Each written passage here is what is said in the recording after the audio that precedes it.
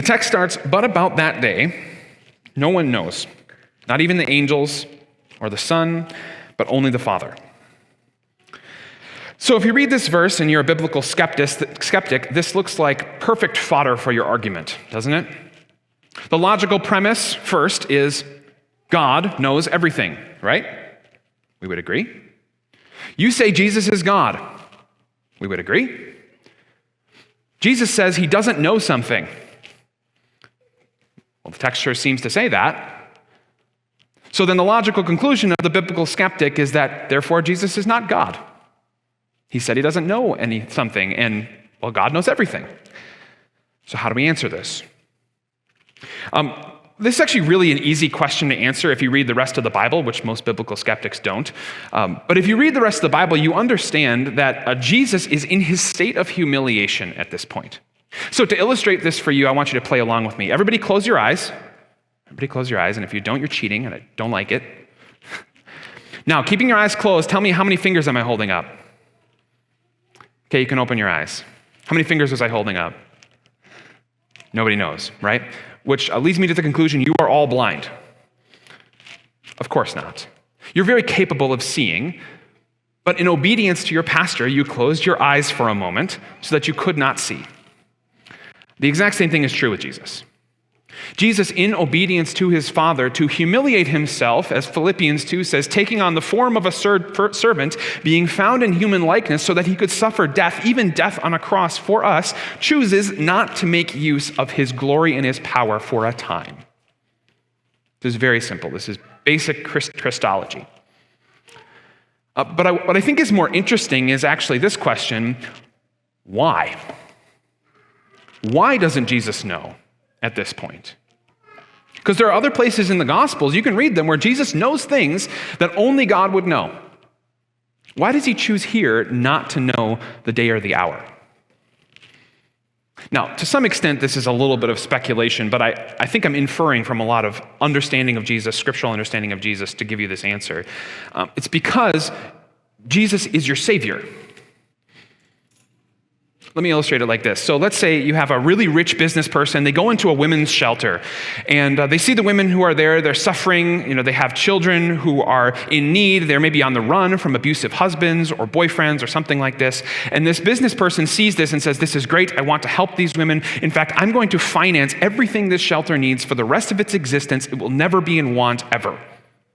It's a really good thing, right? But here's the problem.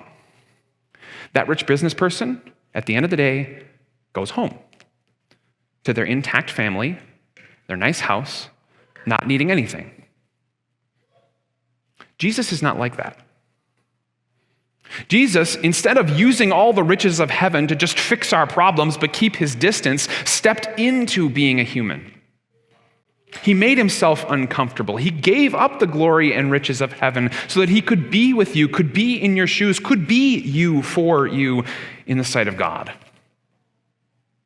And so when he says he doesn't know, what he's doing is he's completely identifying with you. You know those moments where you're asking why? When you don't know? Why did this happen to me? Why is this happening in my family? Why is this happening in my nation? We get so frustrated and anxious and depressed about so many things we don't know. Guess what? Jesus knows what that feels like. He knows what it feels like to not know.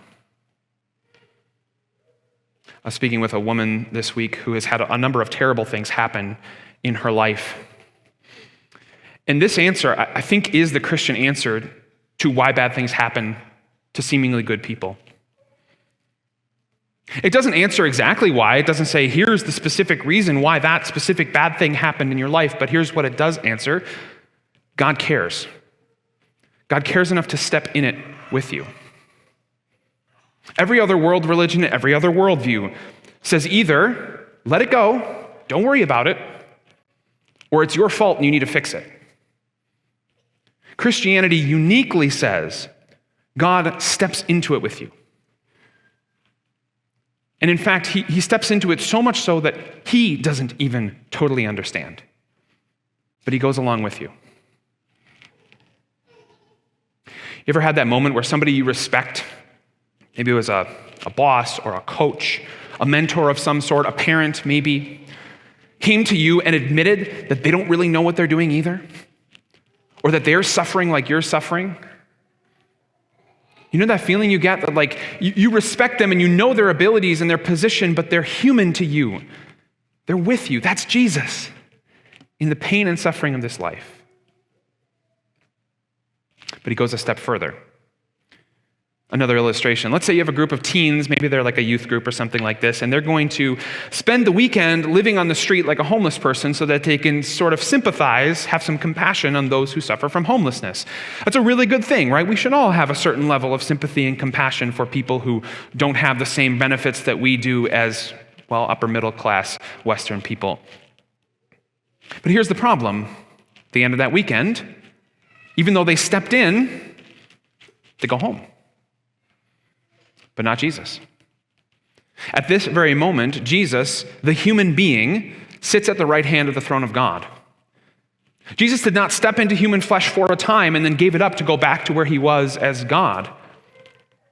No, he took his human flesh with him. At the right hand of the throne of God, one of us stands advocating for us. God is human now. God didn't give up on us after solving our problems. No, he stayed with us and continues to stay with us. So that whatever you're feeling, whatever you're frustrated by, whatever sin you're holding on to, Jesus knows. He feels it the same way you feel it.